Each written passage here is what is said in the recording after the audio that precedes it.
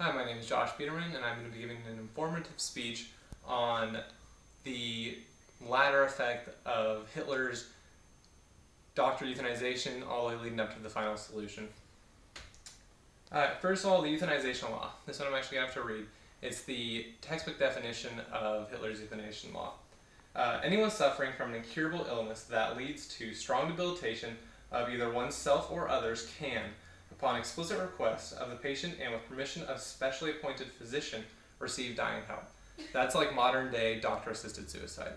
Another way they had it was a patient who, as a consequence of incurable mental illness requiring lifelong care, can, through medical intervention and without his or her knowledge, have his life terminated. That means they can take your life away from you without any consent whatsoever. That's what this whole basis is on. First, this was all free will and you had the choice. That's how it all started. And this is going to be the first part, is when it all went wrong with money. Hitler needed to find a way to finance the war, so he needed to find the ways to save as much money as he can. So he came into this idea. All patients that had this and could need or could be euthanized either because they were mentally ill or families, he euthanized them. At first he had 70,000 people dead, which saved 27 million US dollars today, or back in the 40s, so that's a lot more than it is today now. It also opened up 94,000 hospital beds, so it looked almost successful from this point. The next stage, this is where it becomes more kind of almost sick and twisted, was called the child murder operation.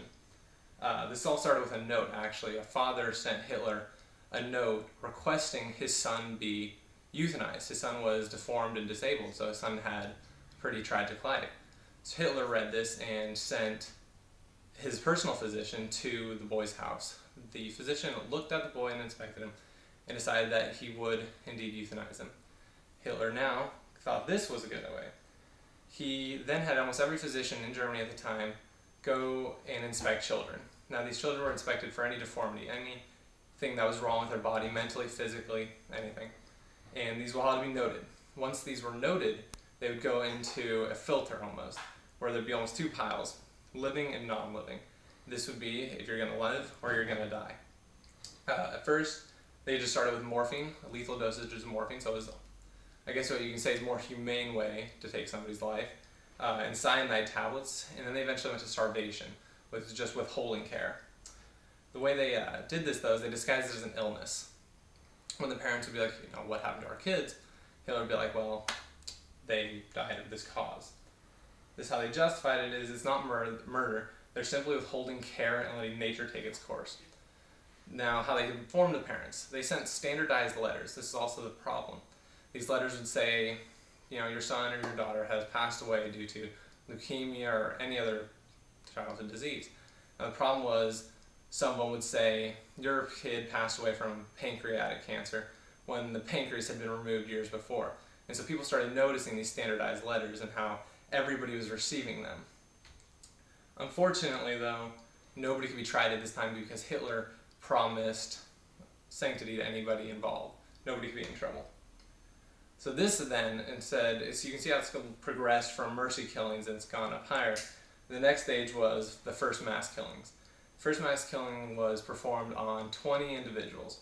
They did is they took 20 prisoners of war and marched them into just almost a diagonal room just like this, with a 2-inch pipe in the center of the room.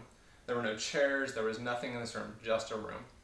Then the tube would release gas into the room and kill them in just a few minutes. They did this twice.